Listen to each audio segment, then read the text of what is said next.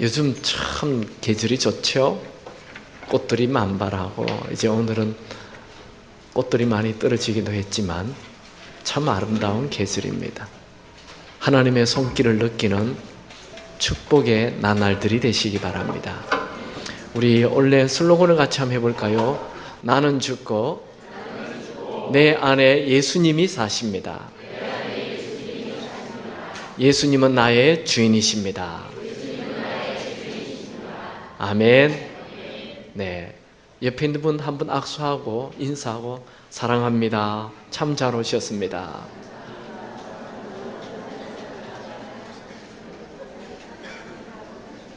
저는 오늘 다 성령의 충만함을 받고 라는 제목으로 말씀 나누기 원합니다. 제가 작년 캐나다 코스타르의 집회에 갔다가 나이아가라 폭포를 가보았습니다. 한 10년 전에 가보았을 때는 그냥 멀리서 보았는데 이번에는 배를 타고 폭포 밑에까지 가봤어요. 정말 거대한 폭포였습니다. 한국 할머니들이 제일 좋아하는 폭포가 이 나이아가라래요. 왜냐하면 나이아가라 이렇게 폭의 길이가 900m, 높이가 53m, 거대한 물줄기가 무서운 속도로 떨어집니다. 강 전체가 다 폭포로 떨어지는 거예요. 대단하죠?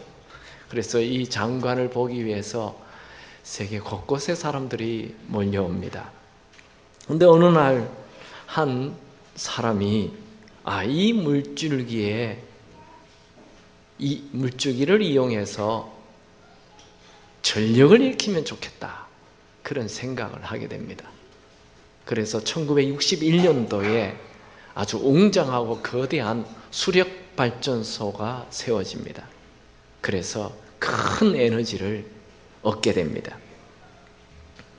여러분, 이 나이아가라 폭포를 이용한 수력발전소의 그 전력보다 더 큰 힘이 세계에 부어졌어요. 그것이 바로 오늘 본문 성령이 임하는 사건입니다. 이 사도행전 2장의 성령이 임하는 사건으로 온 인류가 살아나게 됩니다. 저는 오늘 여러분들이 모두 다 이 성령의 능력을 받게 되기 바랍니다.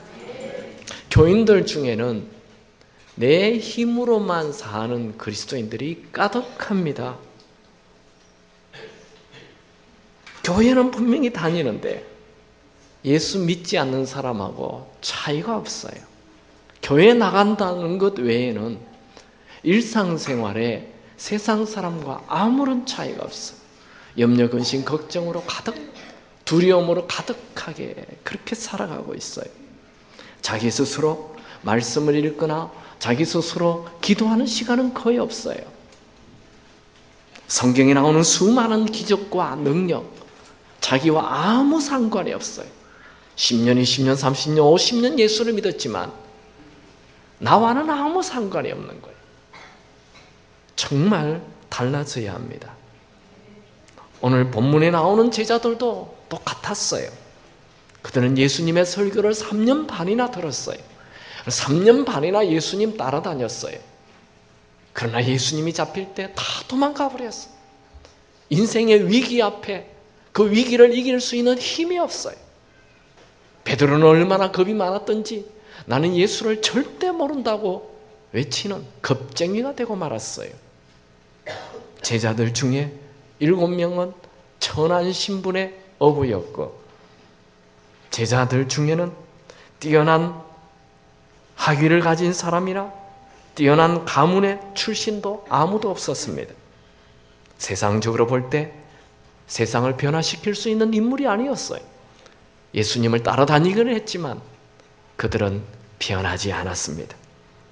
부활하신 예수님은 40일 동안 제자들에게 나타나서 부활에 대한 확신을 주시고 하늘로 승천하시면서 이 초라한 제자들에게 예루살렘을 떠나지 말고 아버지께서 약속하신 성령을 기다리라 말씀하셨습니다. 그래서 이 11 제자를 포함한 120명의 성도들은 예수님 말씀대로 마가의 다락방에서 아버지께서 약속하신 성령을 기다리며 기도하였습니다. 누가 성령을 기다리면서 기도합니까? 자신의 부족을 아는 사람입니다. 자신의 무능을 아는 자입니다. 자기가 예수님을 따라다녔지만 아무런 힘이 없다는 것을 아는 자가 성령을 기다리는 것입니다. 마음이 낮아지는 것은 축복입니다. 교만하는 사람은 기도하는 장소에 오지 않습니다. 교만한 사람은 성령을 찾지 않습니다. 교만한 사람은 기도하지 않습니다. 여러분은 여러분의 부족을 알고 기도하는 장소에 오시기 바랍니다. 여러분의 부족을 알고 성령을 구하는 장소에 오시기 바랍니다. 여러분의 부족을 알고 성령을 구하시기 바랍니다. 오늘 본문 2장 1절을 같이 읽을까요? 시작. 오순절 날이 이미 이르매 그들이 다 같이 한 곳에 모였더니, 오순절은 유월절이 지난 50일째를 오순절이라고 말합니다. 오순절은 처음 수확한 밀을 가지고 와서 제사를 드렸기 때문에 맥추절이라고도 하고, 또 유월절 다음 날에서 7일을 7번 보낸 날이기 때문에 칠칠절이라고도 합니다. 또 첫 열매를 드리기 때문에 초실절이라고도 합니다. 120명의 성도들은 오순절 날까지 성령이 임하도록 간절히 기도했습니다. 예수님이 부활해서 40일 동안 나타났다가 이제 하늘로 가시면서 성령을 기다리며 기도하라 했는데 50일째 오순절 날 성령이 부어졌으니까 예수님이 성천한 이후와 오순절 사이에는 10일입니다. 그러니까 10일 동안 그들이 간절히 기도했다는 말입니다. 그들은 아버지께서 약속하신 성령을 기대하고 기도하고 기다렸습니다. 예수님께서 제자들에게 아무것도 하지 말고 오로지 기도하면서 성령을 구하라 하였습니다. 왜 성령을 구하는 기도만 하라고 하였죠? 이제 예수님이 떠나갔으니 제자들끼리 모여서 어떻게 하면 교회를 든든히 세울까 회의도 하고 세미나도 하고 뭔가 연구를 해야 되는데 그런 것 하지 말고 오로지 성령을 구하는 기도만 하라는 거예요. 이 얘기는 여러분들이 성령 없이 아무리 많은 세미나를 하고 아무리 많은 훈련을 받고 모든 것을 해도 그것은 헛수고라는 거예요. 여러분들이 100년 성령 없이 노력한 것보다도 성령과 함께 하루 하는 일이 훨씬 더 효과가 있다는 거예요. 여러분, 내가 부족합니까? 내가 무능합니까? 내가 지혜가 없습니까? 내가 재정이 없습니까? 나에게 질병이 있습니까? 남 탓하지 말고, 남 원망하지 말고, 부모 탓하지 말고, 신세 한탄하지 말고 성령을 기대하고 기도하고 기다리시기 바랍니다. 기도보다 위대한 일은 없습니다. 기도하면 하나님을 만납니다. 기도하면 하나님의 음성을 듣습니다. 기도하면 성령이 임합니다. 왜 기도한 지 10일 만에 성령이 임하였습니까? 우리는 모릅니다. 하나님은 하나님의 때에 하나님이 일하십니다. 중요한 것은 기도하다가 포기하지 않는 것입니다. 원래 기도라는 것은 응답될 때까지 하는 것이 기도입니다. 믿음이 없는 사람은 결코 기다릴 수 없습니다. 기다리면서 조급해하지 마십시오. 기다리면서 포기하지 마십시오. 하나님의 때는 언제나 정확합니다. 하나님은 언제나 옳습니다. 하나님은 언제나 선하십니다.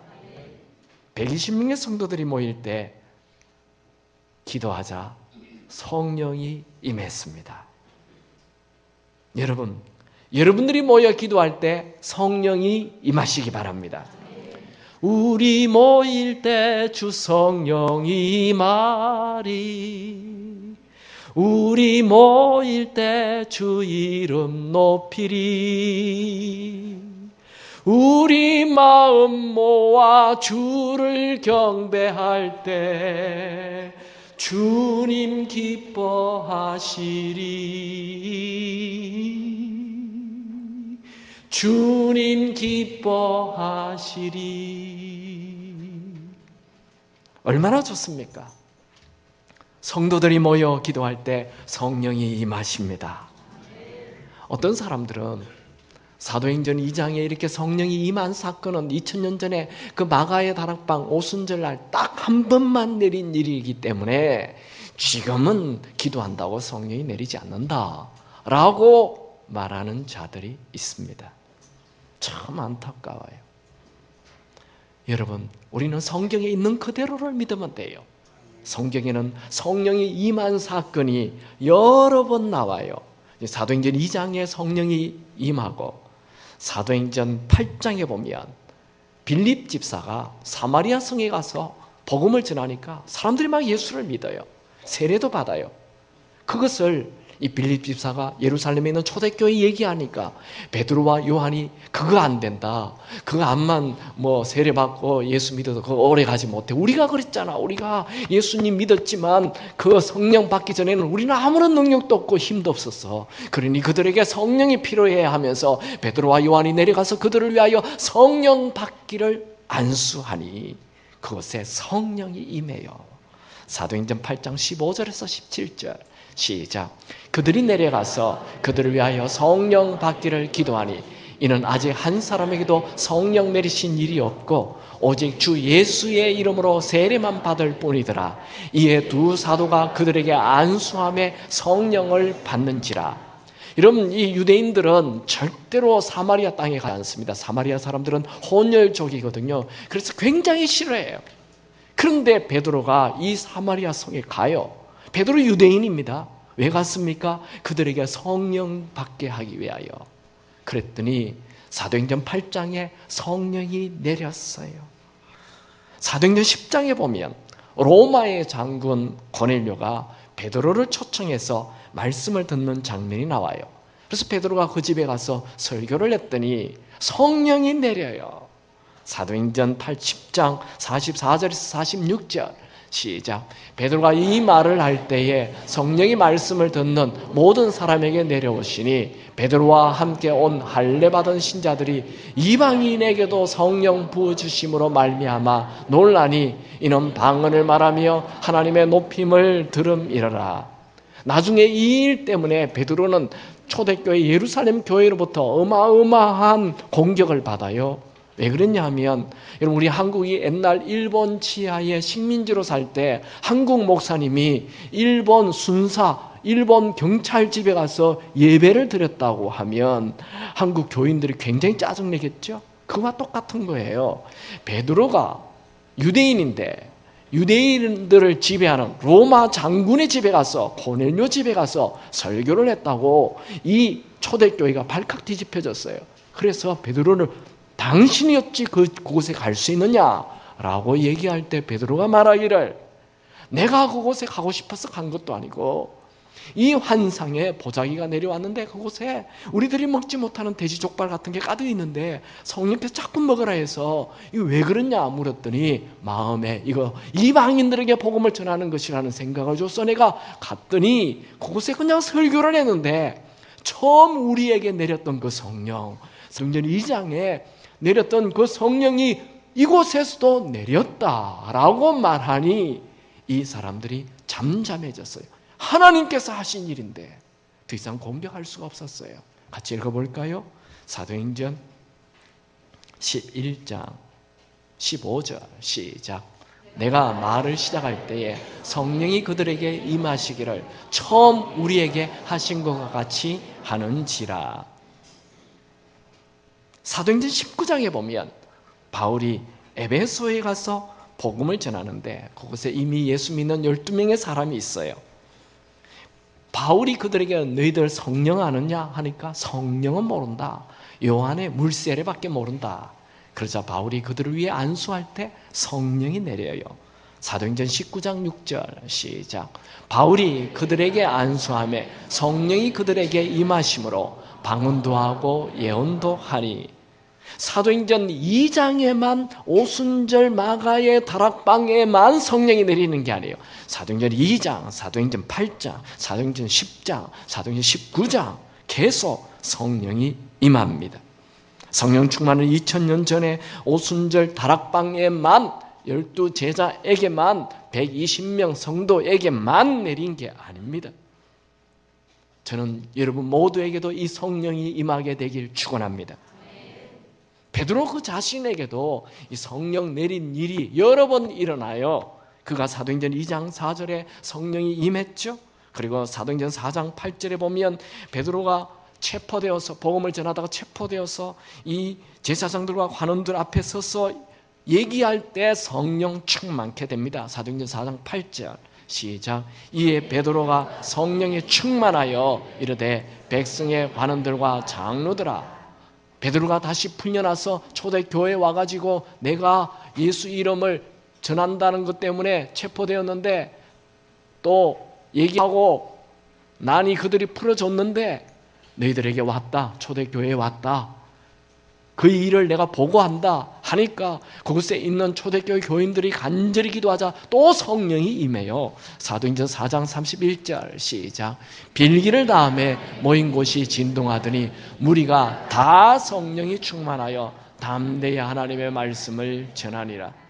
베드로는 사도행전 2장에 한 번만 성령 충만한 것이 아니라 사도행전 4장 8절, 사도행전 4장 31절 거듭 그의 인생에 성령 충만한 일들이 일어났습니다.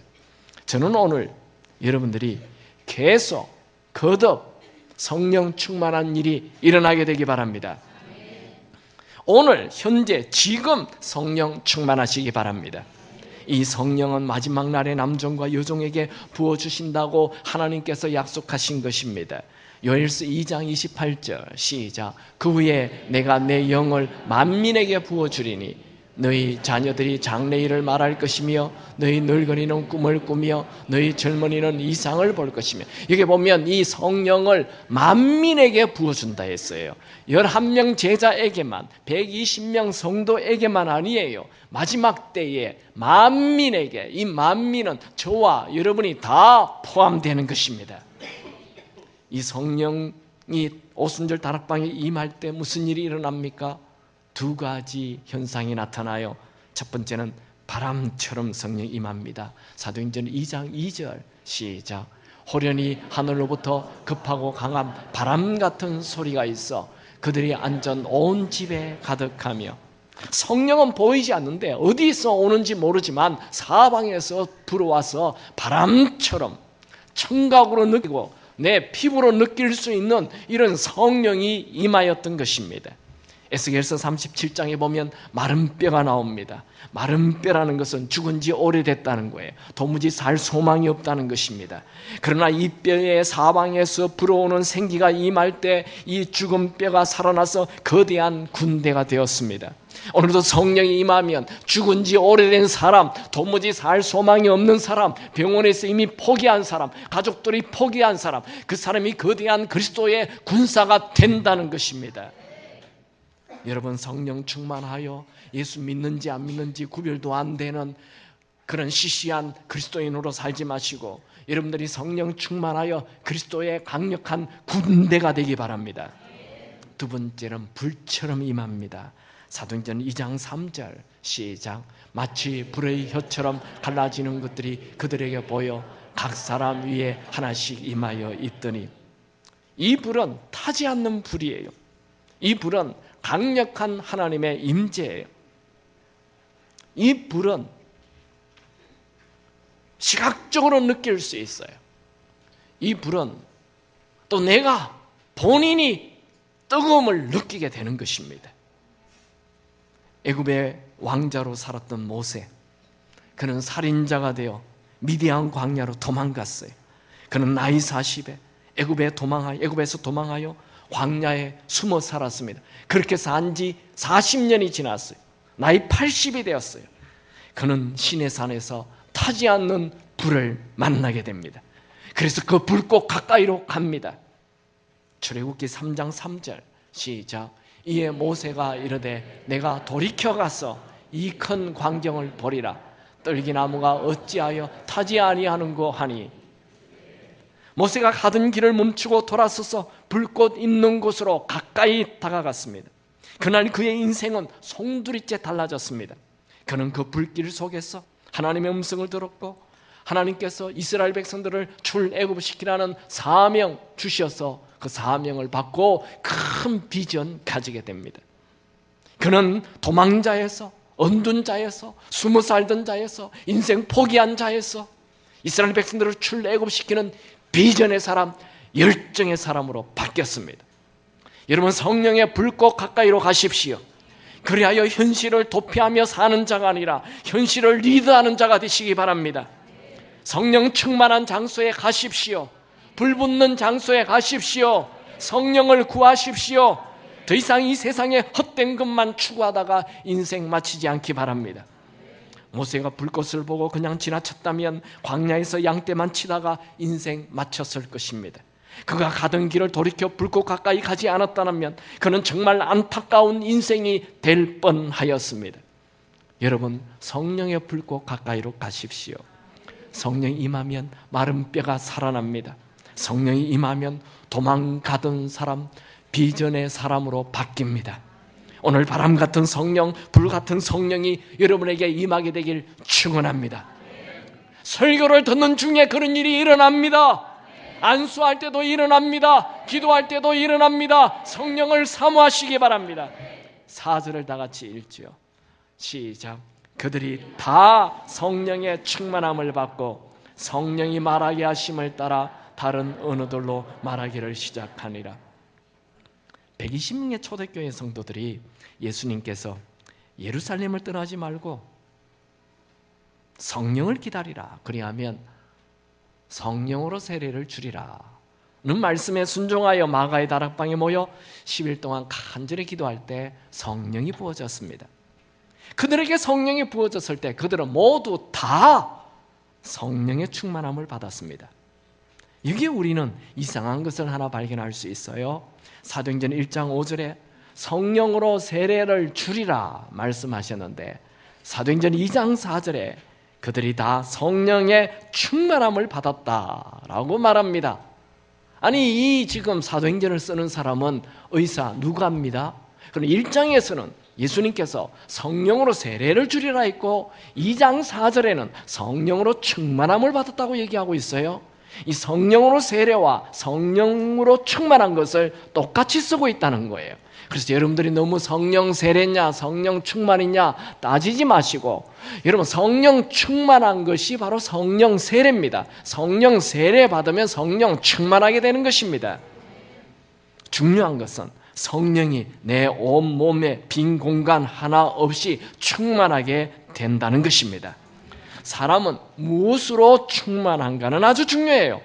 내가 충만하면 욕심 충만하게 되고 이기심 충만하게 되고 세상 충만하게 됩니다. 내가 충만하게 되면 이래저래 일에 쫓기게 되고 사람의 상처받고 우울해지고 슬픔에 밀려오고 절망에 빠지게 됩니다. 반면에 성령으로 충만하게 되면 기쁨이 넘치게 되고 사랑이 넘치게 되고 열정이 넘치게 되고 세포가 다 살아나게 됩니다. 그들이 성령 충만하게 되자 말이 달라졌어요. 성령이 말하게 하심을 따라 말하기 시작하였어요. 성령이 지배하면 그 사람을 지배하는 이 생각이 달라져서 말이 달라지는 거예요. 여러분, 내가 나를 지배하면 그저 불평이 가득해집니다. 모든 게 불만이에요. 내가 나를 지배하기 때문에 그래요. 여러분, 성령이 여러분을 지배하게 하시기 바랍니다. 인생은 내 힘으로만 살면 성공해도 공허해요.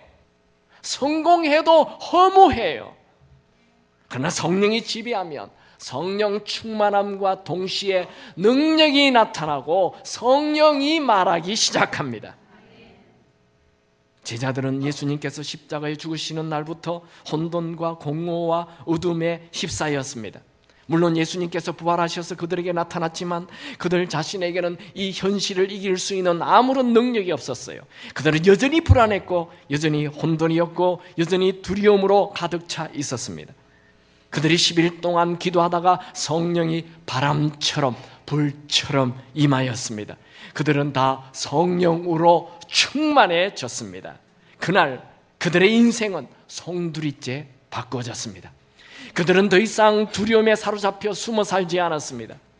여러분, 삶의 문제 때문에 절망 속에 빠진 분 있습니까? 오늘 성령이 임하게 되기 바랍니다.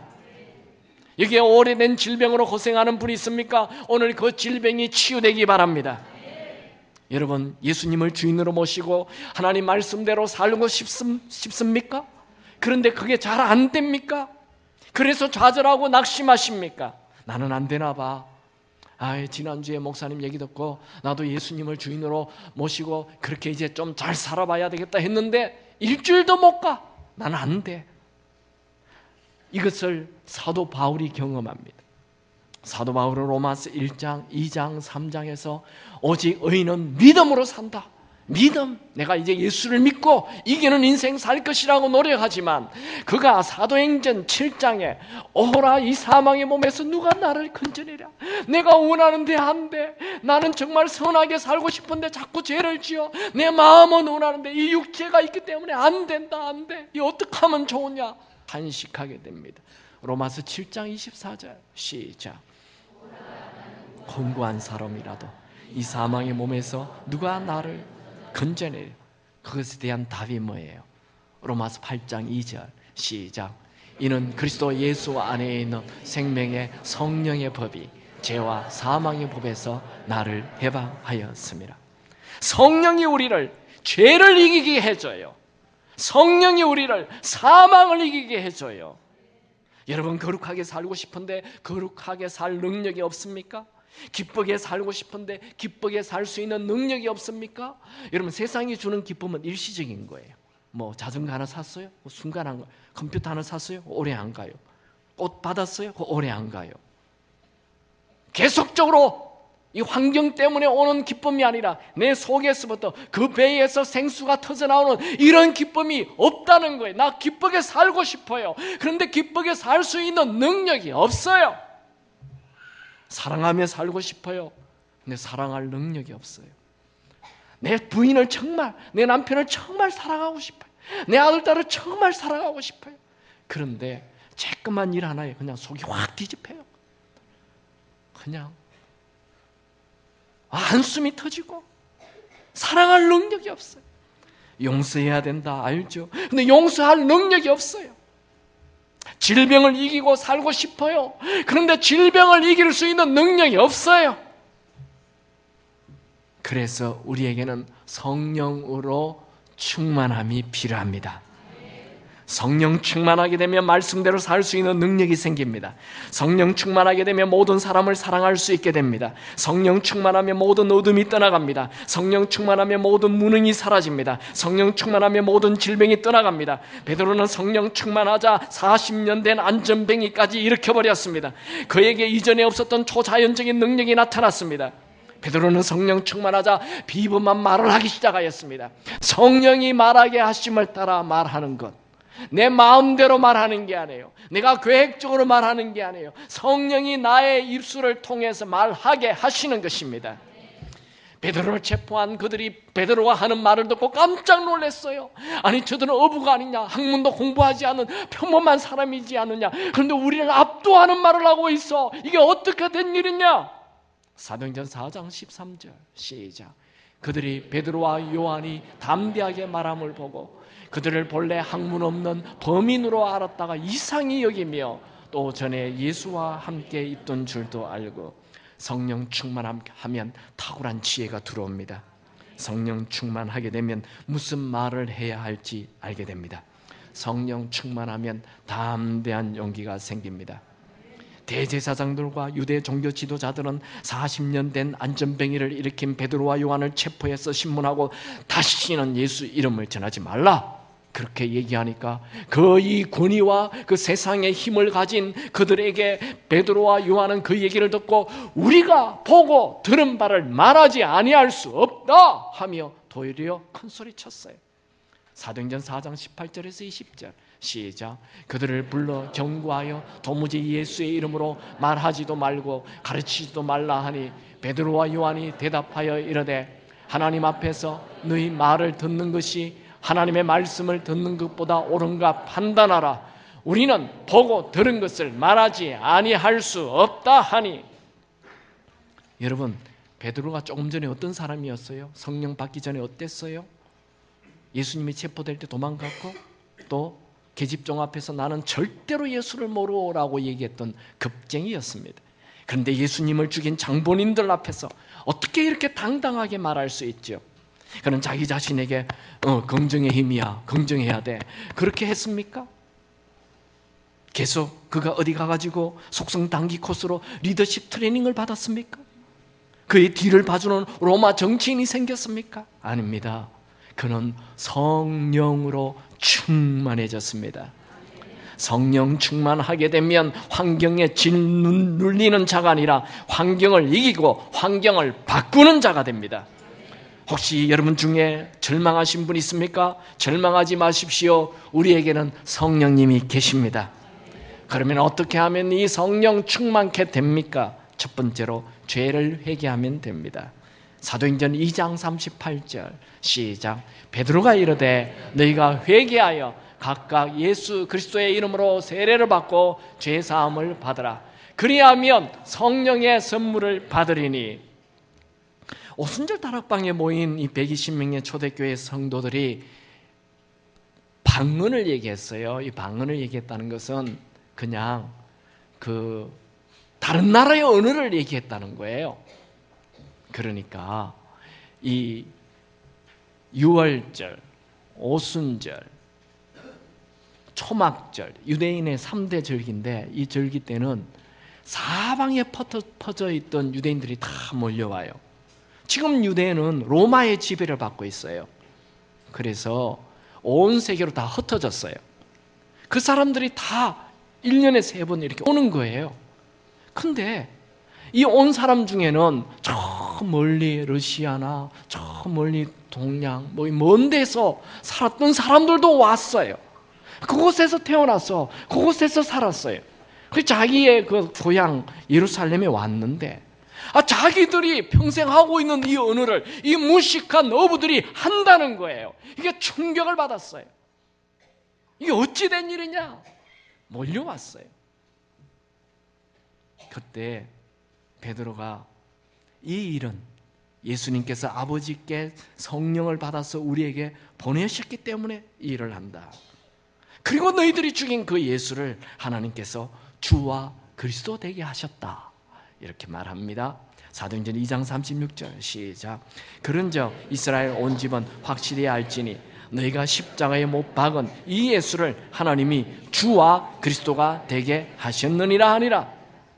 유대인들은 자기들이 죽인 그 예수님이 하나님께서 살려서 우리에게 성령을 보냈다. 그 하나님께서는 예수님을 주인으로 삼으셨다. 그리스도로 메시아로 삼으셨다. 이렇게 얘기할 때 너희들이 죽인 예수라는 말에 큰 찔림을 받습니다.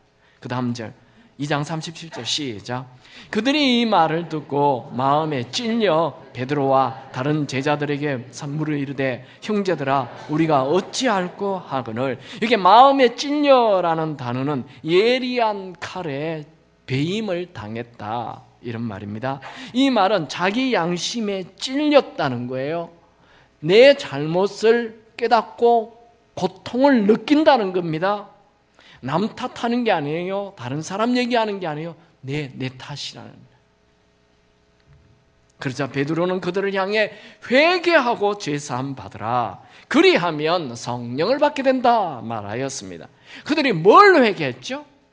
우리는 보통 회개라 그러면 어릴 때 누구 속인 거, 때린 거, 잘못한 거, 거짓말한 거 이런 걸 자꾸 회개라고 해요. 근데 이 본문의 회개는 그런 회개가 아닙니다.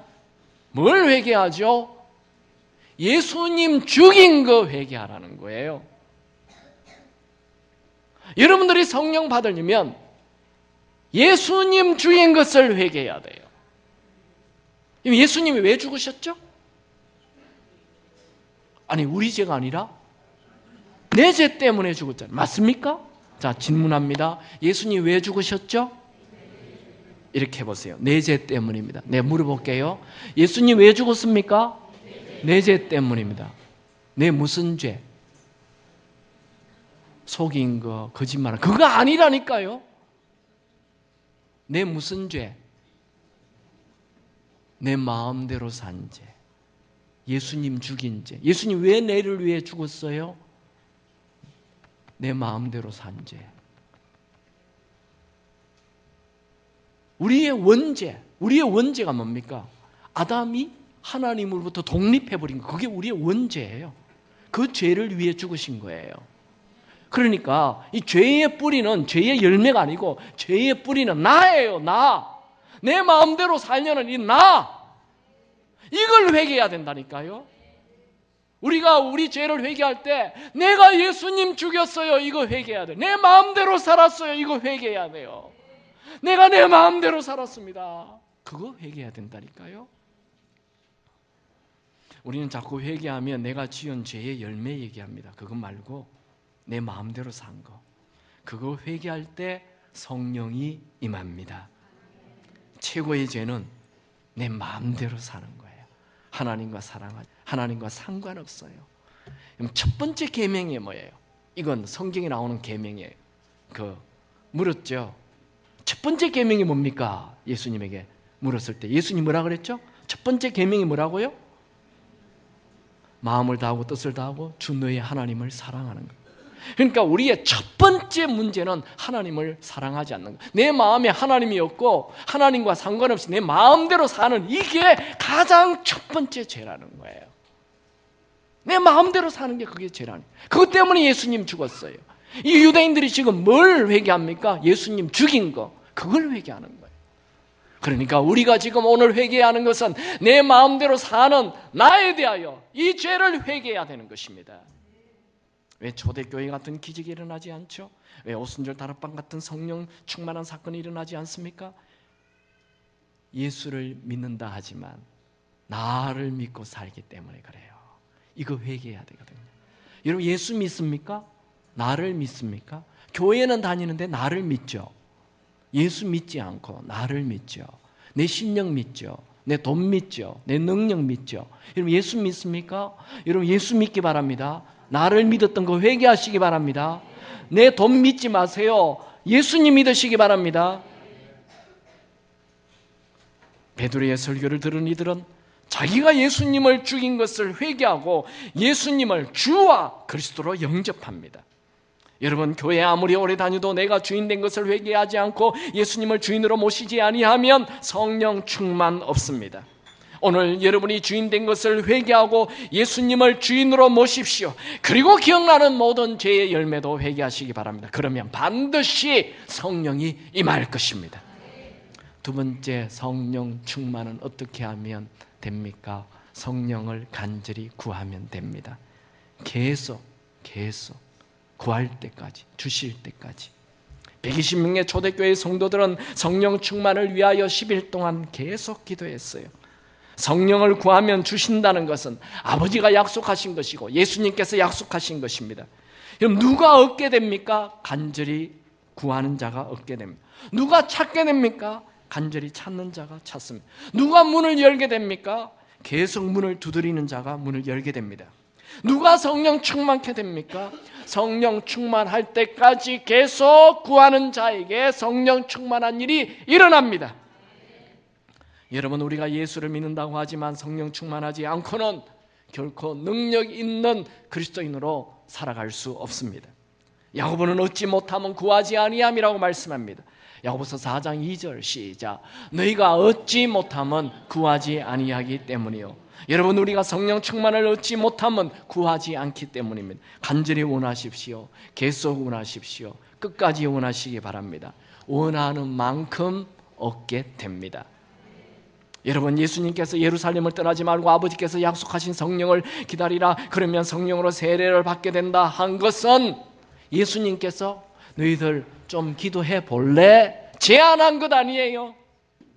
너 좀 기도하는 게 좋겠다 부탁한 거 아니에요. 예루살렘을 떠나지 말고 아버지께서 약속하신 성령을 기다리라 명령하신 것입니다. 왜 예수님은 십자가 지기 전에도 성령을 강조하시고 십자가에서 죽으시고 부활하시고 성천하기 전에도 또 성령 받아야 된다고 명령하셨습니까? 성령 없이는 능력 있는 그리스도인으로 살아갈 수 없습니다. 성령으로 세례를 받으라는 이 명령은 예수를 믿는 자라면 반드시 순종해야 하는 것입니다. 예수님의 부활을 본 사람들은 초대교회에 500명이 있었어요. 그 500명이 다 성령을 가리고 성령 세례 받았습니까? 아니요. 380명은 다 어디로 가고 오로지 120명만 이 말씀에 순종하여 성령 세례를 기다렸습니다. 여러분, 예수를 믿었습니까? 직분이 중요하지 않아요. 성령 세례를 받으시기 바랍니다. 예수님은 승천하시면서 제자들에게 바로 사역을 맡기지 않았어요. 자, 이제 초대교회 내가 간다.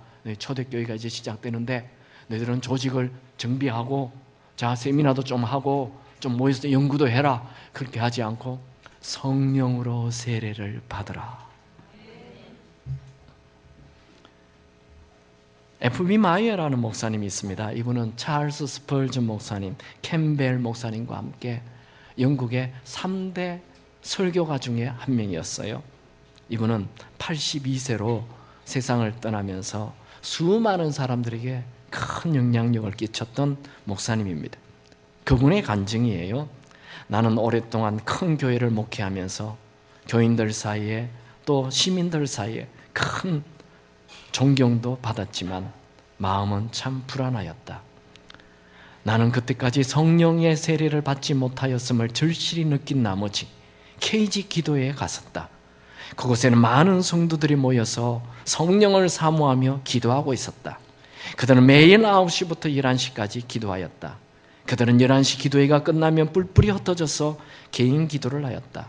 많은 사람들이 성령을 부르짖으며 성령을 부어달라고 기도하였다. 그런데 나는 무척 피곤하여 기도할 수도 없었고 그래서 기도회를 빠져나와 근처에 한적한 들판을 거닐면서 기도하였다. 오 하나님 아버지여, 성령의 힘을 받아 능력을 얻어야 할 사람이 있다면 저야말로 바로 그 사람입니다. 그런데 저는 어떻게 하면 성령을 받을지 모릅니다. 그때 한 음성이 들려왔다. 죽으신 예수 그리스도로부터 죄사함을 받듯이 살아계신 예수 그리스도로부터 성령을 받으라. 나는 그때 예수 그리스도를 바라보며 말했다. 주여, 이 밤의 따스한 공기를 이렇게 마시듯이 저는 당신의 축복된 성령을 제 온몸에 마셔 드리나이다. 이때 별로 내 머리에 특별한 일도 없었고 불도 비치지 않았고 휘몰아치는 바람 소리도 없었지만 나는 처음으로 성령을 받았다. 그 후 오늘날까지 이르러 계속해서 그 능력을 받고 있다. 여러분, 성령 충만 받는 것 더 이상 미루지 마십시오. 오늘 성령 충만 받게 되기 바랍니다. 간절히 원하면 누구에게나 성령을 부어주십니다. 성령 충만은 하나님이 초라한 나에게 들어오시는 것입니다. 여러분, 예수를 믿는다 하면서 내 능력으로, 내 실력으로, 내 힘으로만 인생 살지 마시고 하나님의 능력이 여러분에게 들어오게 되기 바랍니다. 나의 무능을 바라보고 절망하고 낙심하지 마시고 하나님의 능력이 들어올 것을 기대하시고 성령 충만을 사모하시기 바랍니다. 오늘 성령의 바람이 불게 되기 바랍니다. 그래야 우리 교회에 성령이 가득 채워지길 기도합니다. 오늘 사방에서 생기가 불어와 모든 죽어가는 것이 살아나게 되기 바랍니다. 질병이 떠나가고 암이 떠나가고 우울이 떠나가고 무능이 떠나가게 되기 바랍니다. 오늘 성령의 불이 임하기 바랍니다. 온갖 더러운 것이 불태워지고 거룩한 불이 임하기 바랍니다. 세상 사람들이 듣지도 알지도 못하는 그 불이 임하게 되기 바랍니다. 오순절 마가의 다락방에 부어진 성령님, 모세에게 불을 붙이신 성령님, 오늘 나에게도 불을 붙여 주옵소서. 여러분, 오순절은 수확한 밀을 드리는 절기입니다. 오순절은 열매를 드리는 풍요와 기쁨이 넘치는 축제입니다. 여러분, 우리 인생이 열매가 넘치는 축제가 되려면 반드시 성령이 부어지는 오순절이 필요합니다. 오늘 그 성령이 부어지길 축원합니다. 여러분, 찬양할 때 성령을 사모하며 찬양하십시오. 기도할 때